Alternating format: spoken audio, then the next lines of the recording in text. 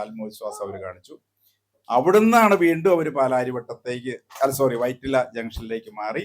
വീണ്ടും അവിടുന്ന് 4ാമത്തെ തവണ മാറിയാണ് ഇപ്പോൾ ഇരിക്കുന്ന ആ ഹബിലേക്ക് പോകുന്ന ആ സ്ഥലത്തേക്ക് വരുന്നത്. ഞാനിത് പറയുന്നത് അത്രയും വലിയൊരു കമ്പനി പോലും ലോകത്തിലെ നമ്പർ 1 ഏറ്റവും കൂടുതൽ ടേൺ ഓവർ ഉള്ള ഒരു കമ്പനി പോലും ഇത്രയും സാഹചര്യങ്ങൾ അവർക്ക് അനുകൂലമായെന്ന് ഉറപ്പായതിനു ശേഷമാണ് അവർ അങ്ങനെ തീരുമാനമെടുത്തതെങ്കിൽ നമ്മളെപ്പോലെ ഒരു ചെറിയ കമ്പനി ഇത്രയുമൊക്കെ കാര്യങ്ങൾ ചെയ്തു വെച്ചത് നിങ്ങൾ ഈ കമ്പനിയോട് കാണിച്ച ഒരു വിശ്വാസവും സ്നേഹവും അത് എന്നും ഉണ്ടാവും എന്നെനിക്ക് ഉറപ്പുള്ളത് കൊണ്ടും തിരിച്ചും അത് നിങ്ങൾക്ക് 100% തരാൻ ആഗ്രഹിക്കുന്നത് കൊണ്ടുമാണ് ഇത്രയും ഒരു റിസ്കുകളൊക്കെ എടുത്തിരിക്കുന്നത്.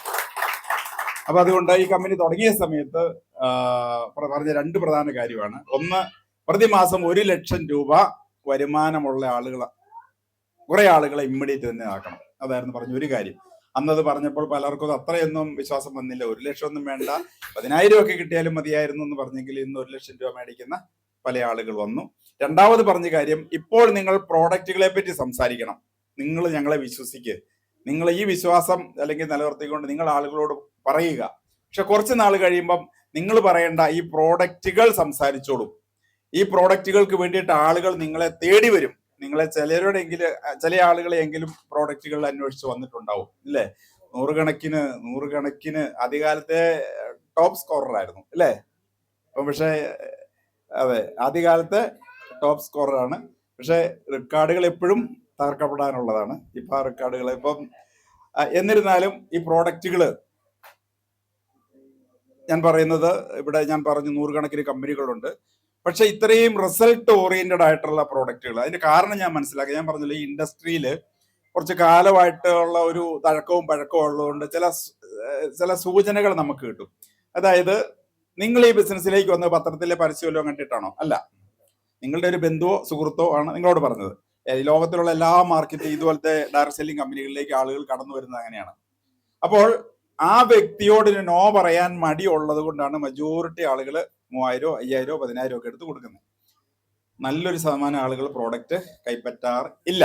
ഇനി അഥവാ കൈപ്പറ്റിയാലും അത് ഒന്നുകിൽ, ഞാൻ കഴിഞ്ഞ മീറ്റിംഗിൽ പറഞ്ഞു, ഒന്നുകിൽ എവിടെ കട്ടിക്കീഴ്, അതല്ലെങ്കിൽ അലമാരിയുടെ മുകളിൽ, റാക്കിന് മുകളിൽ, ഇവിടെ എവിടെയെങ്കിലും ഉണ്ടോ.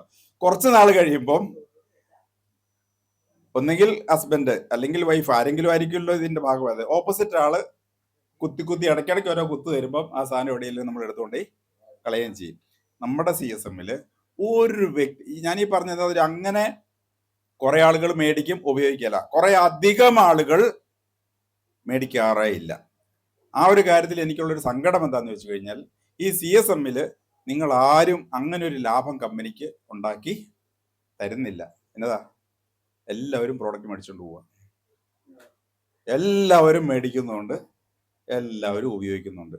ആരേലും കളഞ്ഞിട്ടുണ്ടോ? അല്ല, പറഞ്ഞു, നിങ്ങൾ ഹൃദയത്തിൽ തട്ടിയ ഞാൻ ചോദിക്കുകയാണ്, നിങ്ങൾ പറഞ്ഞു പ്രോഡക്റ്റ് മേടിച്ചിട്ട് ഉപയോഗിക്കാതെ കളഞ്ഞ ആരെങ്കിലും ഉണ്ടോ? എല്ലാവരും ഉപയോഗിക്കുന്നുണ്ട്. ഞാൻ പറഞ്ഞു വരുന്നത്, ഇത്രയും റിസൾട്ട് ഓറിയന്റഡ് ആയിട്ടുള്ള പ്രോഡക്റ്റുകൾ ഈ ടീമിലാണോ എന്ന് എനിക്കറിയത്തില്ല. കോഴിക്കോട് അടുത്ത ദിവസം, ഇപ്പൊ ഈ ബിസിനസ്സിൽ നമുക്ക് മുൻപോട്ട് പോകാനുള്ള ഊർജം എന്ന് പറയുന്നത്, നിങ്ങൾ ഫീൽഡിൽ എന്നൊക്കെ പറയുന്ന ആളുകൾക്ക് പേ ഔട്ടൊക്കെ എല്ലാ ദിവസവും കൊടുക്കുന്ന കാണുമ്പോൾ നമുക്കൊരു സന്തോഷം ഉണ്ടാവും. അതിലുപരി ചില ആളുകൾ പറയുന്ന റിസൾട്ടുകൾ ഈ അടുത്ത കാലത്ത് പറഞ്ഞു വരുമ്പോൾ, നിങ്ങൾ അറിയുന്നവിടെ എനിക്കറിയത്തില്ല, കോഴിക്കോടുള്ള ഒരാള് 9 വർഷമായിട്ട് തളർന്നു കിടന്ന ആള്, ഈ ടീമിൽ ആരെങ്കിലും ആണോ? അല്ല, 9 വർഷമായിട്ട് തളർന്നു കിടന്ന ഒരാള് നമ്മുടെ പ്രോഡക്റ്റ് ഉപയോഗിച്ച് എഴുന്നേറ്റ് നടക്കുന്നു എന്ന് പറയുമ്പോൾ അത് കൂടുതൽ നമുക്കുള്ള സന്തോഷം ആവശ്യമുണ്ടോ?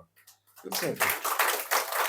അതുപോലെ അത് നമ്മുടെ അഡ്വക്കേറ്റ് സാലിയ ബാബുവിന്റെ ടീമിൽ അത് ഞാൻ കണ്ടു ബോധ്യപ്പെട്ടതാണ്. 2 വർഷമായിട്ട് ഒരു പെൺകുട്ടി 2 വർഷമായിട്ട് കല്യാണം കഴിഞ്ഞിട്ട് 3-4 മാസം ആയി കഴിഞ്ഞപ്പോൾ ആ കൊച്ച് എന്താ പറയുന്നത്, തളർന്നുപോയി.